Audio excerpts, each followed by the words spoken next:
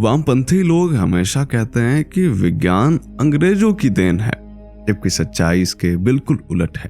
अंग्रेज जब 16वीं सदी में भारत आए तब उन्होंने विज्ञान सीखा, क्योंकि इससे पहले यूरोप में कोई आविष्कार ही नहीं हुआ। और यही नहीं, 16वीं सदी के पहले आपको कोई साइंटिस्ट भी नहीं मिलेगा। सच तो यह है कि जब अंग्रेज भारत आए तो हमारे हिंदू धर्म ग्रंथों में विज्ञान को सीखा और विज्ञान चुरा कर आविष्कार किए तथा अपने नाम से पेटेंट करवाया। जरा सोचिए कि बिना परिभाषा के कोई शब्द क्या अस्तित्व में रह सकता है। उदाहरण के लिए, यदि हमारे पूर्वज हवाई जहाज बनाना नहीं जानते थे तो हमारे हिंदू धर्म ग्रंथों में विमान शब्द ही नहीं होता। यदि हमारे पूर्वज इलेक्ट्रिसिटी नहीं जानते थे तो विद्युत शब्द भी हमारे पास नहीं होता। यदि टेलीफोन तकनीक प्राचीन भारत में नहीं थी तो दूरसंचार शब्द हमारे हिंदू धर्म ग्रंथों में क्यों है? एटम और इलेक्ट्रॉन की जानकारी नहीं थी तो अणु और परमाणु शब्द कहां से आया? फिजिक्स के सारे शब्द हमारे धर्म ग्रंथों में आपको मिल जाएंगे, जो हजारों साल पहले से ही लिखे हुए हैं। सौर मंडल, अनंत ब्रह्मांड हमारे पूर्वजों को बहुत पहले से ही पता था। आप रामचरितमानस में काक, भुशुंडी और गरुड़ संवाद पढ़िए। ब्रह्मांड का ऐसा वर्णन है कि विज्ञान अभी भी उस पर रिसर्च कर रहा है। यही नहीं, हनुमान चालीसा की एक चौपाई है, जुग सहस्त्र योजन पर भानु, ले लो ताहि मधुर फल जानू। ये तो सर्वविदित है और वैज्ञानिकों ने भी रिसर्च में पाया कि इसमें बताई गई सूर्य की दूरी बिल्कुल सटीक है। इससे यह साबित होता है कि भारत में सिर्फ पैसे और संपत्ति की ही लूट नहीं हुई, बल्कि ज्ञान की भी लूट हुई है। इसलिए सच तो यह है कि वेद ही विज्ञान है और हमारे प्राचीन ऋषि ही वैज्ञानिक हैं। आज के वीडियो में हम इस भारत के 5 ऐसे संतों के बारे में बताने वाले हैं जिन्होंने ना सिर्फ भारत बल्कि विदेशों तक में डंका बजा दिया और आज भी लाखों लोग उनसे प्रेरणा ले रहे हैं। तो दोस्तों, बने रहिएगा हमारे साथ वीडियो के अंत तक और कमेंट में हर हर महादेव जरूर लिखें।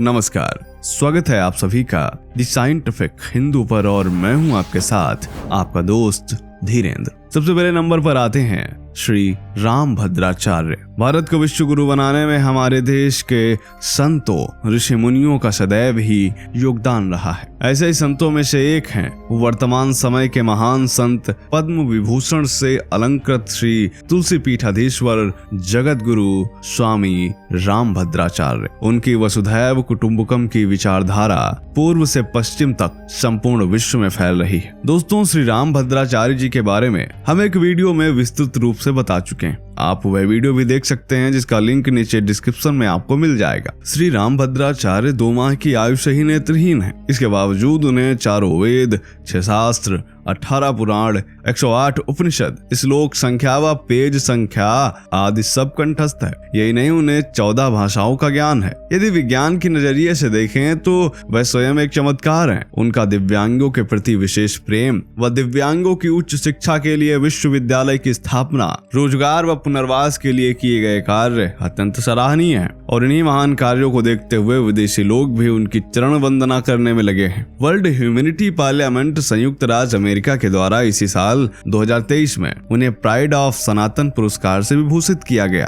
प्राप्त जानकारी के अनुसार यह पुरस्कार श्री सालासर बालाजी मंदिर, चुरू, राजस्थान में आयोजित श्री राम कथा के तीसरे दिन लाखों भक्तों के समक्ष प्रमाण पत्र व पुरस्कार दिया गया। अब आते हैं दूसरे नंबर पर, जो कि हैं सद्गुरु श्री जग्गी वासुदेव। भारत ही नहीं बल्कि विश्व भर में प्रसिद्ध सद्गुरु जग्गी वासुदेव को भला कौन नहीं जानता। वह एक योगी, रहस्यवादी, लेखक, कवि, दिव्यदर्शी और अंतर्राष्ट्रीय ख्याति प्राप्त कुशल वक्ता हैं। दुनिया भर में इनके करोड़ों फॉलोअर्स हैं। सद्गुरु ईशा फाउंडेशन नामक लाभ रहित मानव सेवा संस्थान के संस्थापक भी हैं। दोस्तों, ईशा फाउंडेशन भारत समेत संयुक्त राज्य अमेरिका, इंग्लैंड, लेबनान, सिंगापुर और ऑस्ट्रेलिया में योग कार्यक्रम चलाता है, जिसमें लाखों की संख्या में लोग जुड़े हुए हैं। साथ ही ईशा फाउंडेशन को संयुक्त राष्ट्र के आर्थिक और सामाजिक परिषद में विशेष सलाहकार की पदवी भी प्राप्त है। सद्गुरु ने 8 भाषाओं में 100 से अधिक पुस्तकों की रचना भी की है। सद्गुरु जब 25 वर्ष के हुए थे तब किसी असामान्य घटना के कारण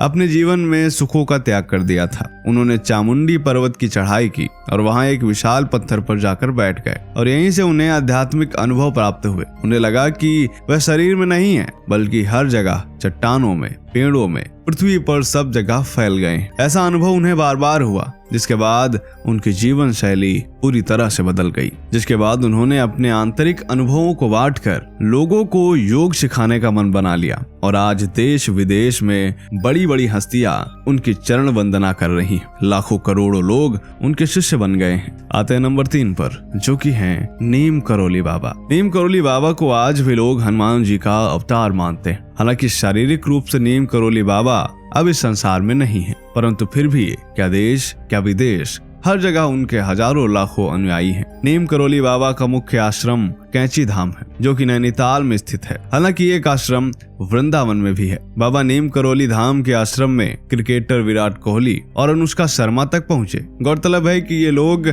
ऐसे हैं जिन्हें कभी पूजा पाठ और धार्मिक अंधविश्वास लगता था। ऐसी मान्यता है कि कैंची धाम में जो भी आता है उसकी हर मनोकामना पूरी होती है और इसीलिए एप्पल के संस्थापक स्टीव जॉब्स से लेकर फेसबुक के फाउंडर मार्क जकरबर्ग तक कैंची धाम और बाबा नीम करोली के भक्त हैं। कैंची धाम में आज भी विदेशी भक्तों का जमावड़ा लगा रहता है। आते हैं नंबर 4 पर, जो कि हैं श्रील प्रभुपाद। स्वामी श्रील प्रभुपाद पूरे विश्व में 2 चीजों के लिए चर्चित हैं। पहला कृष्ण भक्ति के लिए और दूसरा कृष्ण भक्ति को दुनिया के कोने कोने तक पहुंचाने के लिए। स्वामी श्रील प्रभुपाद का जन्म हुआ था 1896 में कोलकाता में एक बिजनेसमैन के घर। उनके पिता ने उनका पालन पोषण ही एक कृष्ण भक्त के रूप में किया, जिससे उनकी भगवान श्री कृष्ण में श्रद्धा बढ़ती चली गई। 26 साल की उम्र में उनकी मुलाकात हुई गुरु सरस्वती गोस्वामी से और 37 साल की उम्र में ही उन्होंने विधिवत दीक्षा प्राप्त की और कृष्ण भक्ति में लीन हो गए। गुरु आज्ञा से ही वह विदेश गए और 1966 में उन्होंने अंतर्राष्ट्रीय कृष्ण भावनामृत संघ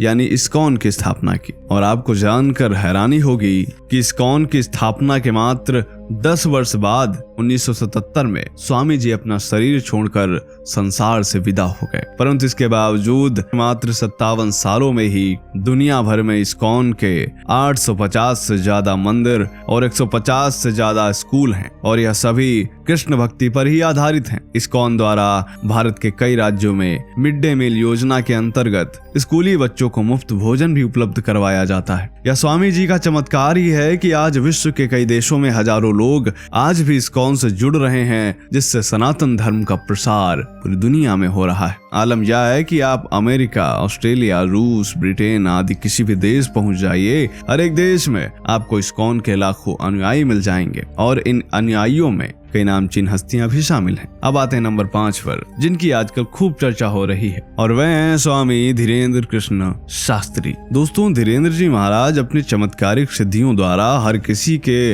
मन की बात जान लेते हैं। दरबार में आने वाले शख्स को या उसके परिवार में किसे क्या परेशानी है यह भी जान लेते हैं। अभी पिछले साल जून 2022 में वह भक्तों द्वारा बुलाए जाने पर लंदन गए थे। उस समय उनकी रामकथा में ब्रिटेन की महारानी एलिजाबेथ के प्रतिनिधि भी शामिल हुए थे। इस दौरान लंदन में भी उन्होंने दिव्य दरबार लगाया था। यही नहीं, उन्हें ब्रिटेन की पार्लियामेंट ने बुलाकर world book of record London, world book of Britain का अवार्ड देकर सम्मानित किया था। यह सम्मान उन्हें सामाजिक और धार्मिक परोपकारी कामों को देखते हुए मिला था और इस दौरान उन्होंने ब्रिटेन की संसद में जय श्री राम के नारे भी लगवाए थे। और स्वामी धीरेन्द्र कृष्ण शास्त्री भी हजारों लोगों की घर वापसी करा चुके हैं और आज न सिर्फ भारत में बल्कि विदेशों तक में बागेश्वर धाम का डंका बज रहा है। तो दोस्तों, आज हमने आपको बताया 5 ऐसे संतों के बारे में जिन्होंने विदेश तक को हिला दिया। मिलते हैं आपसे अगले वीडियो में, तब तक के लिए जय हिंद, जय भारत, वंदे मातरम।